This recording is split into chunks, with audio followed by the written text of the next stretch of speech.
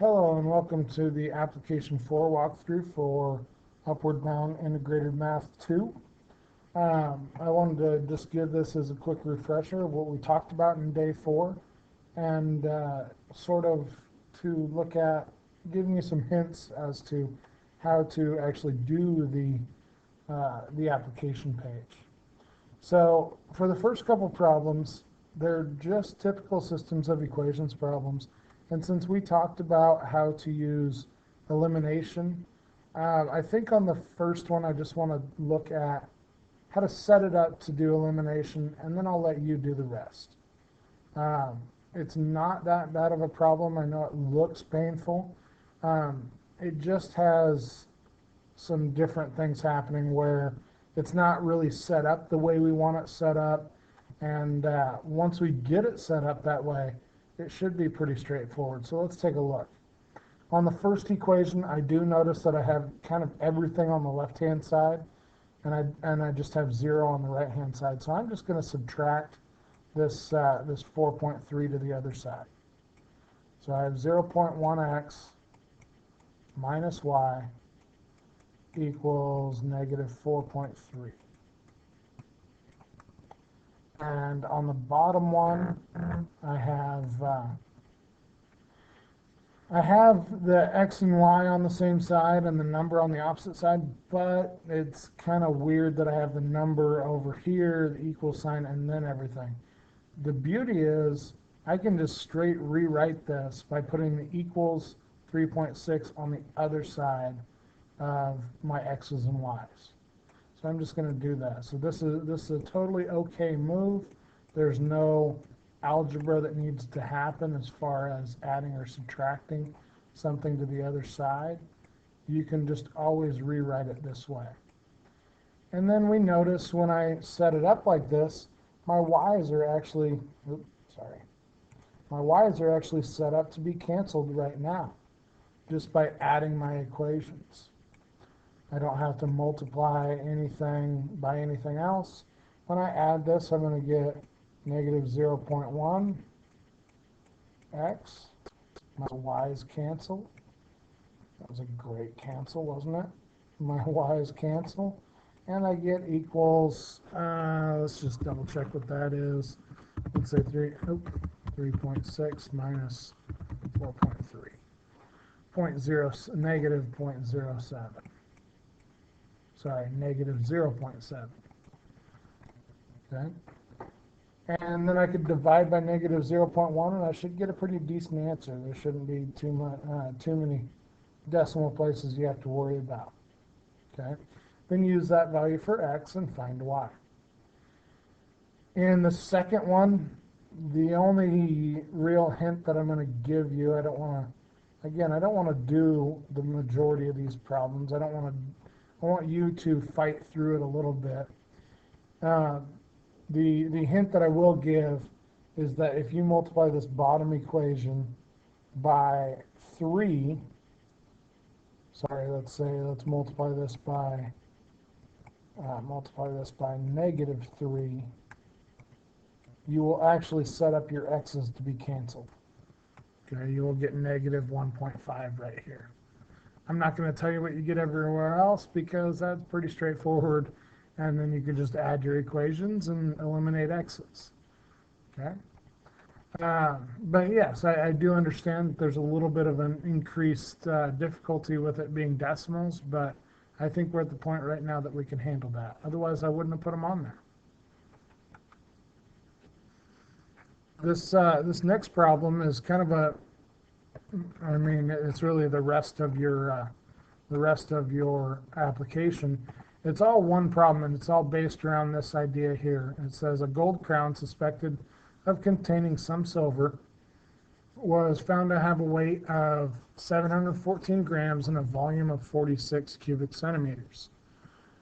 Okay, and it says the density of the gold is about 19 grams per cubic centimeter, and the density of silver is about 10.5 grams per cubic centimeter. The overall question is, what percent of the crown is silver? So the things I want to talk about first and foremost is what our variables are. Okay, Okay, and I gave you this little graphic here. This is out of a textbook, so that's why it's kind of fuzzy, but does look does have this graphic look to it. We're going to let these two things, our gold volume and silver volume, be our variables, and the key here is we want to know what percent of the crown, or what percent of the volume, what percent of the volume is silver. So our ending thing, our find our percentage, is going to be silver volume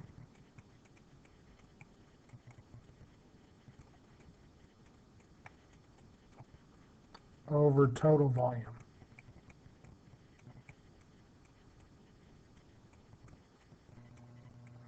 And we're actually given the total volume. Everything in white on this graphic you're given, okay? So just to set up the system of equations, which is what I want to do, I'm going to use some variables that are a little bit different. I'm not going to use X and Y. I'm going to use G for gold volume and S for silver volume. And then again, I know that I have gold here, silver here again, but these are not the volumes, these are the densities. Okay? And density factors, and density times volume gives us weight. That's why density times volume plus density times volume gives me my weight. So kind of an interesting thing that we can do. For the first equation, it's pretty simple though. I just have gold volume plus silver volume equals total volume. So gold plus silver equals my total volume, which is 46.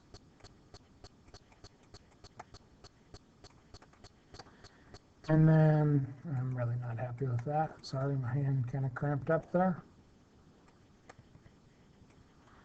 And then for the second equation, there's a little bit more to do. There's a little bit more to write. Gold density of gold is about 19 grams per cubic centimeter. We don't care about all that. We just care about the 19. So 19 times gold plus silver has a density of about 10.5, so 10.5 times my silver volume is going to equal my total weight, which is measured in grams, which is okay. It's just going to tell me that I have 714 right here. So I think at this point you can go through and set this system of equations up for elimination.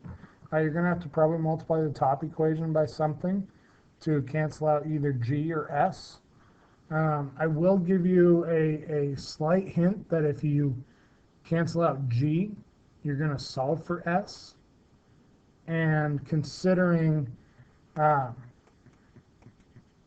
this percentage is just my variable S over the total volume, which is 46, I don't really have to know what G is. Of course, we're taking this as an algebra-based class, and typically when we do that, we kind of go overboard on what we learned, and we learned how to solve systems of equations, and in the end, most of the time, students would tell me what both G and S equal. I really only care about what S over 46 is. Okay, theoretically, as I know that there's some gold and some silver, S is probably going to be less than 46. Okay, that's kind of another hint. But I really only need to know what S is. I know I have G and I can find out what G is, but like I said, I don't really care. But go ahead and set the system of equations up. If all that confused you, then go through elimination, set this up for elimination, solve for G and S, and then just know over here my ending answer, what I really want to know is S over 46. I hope that helps, and hopefully it gets us ready for class on the next day. But the biggest thing is give these problems a shot.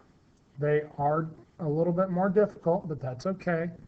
And if you have any questions, feel free to ask me either in the comments or in class, and we will see you in class. All right, have a good one.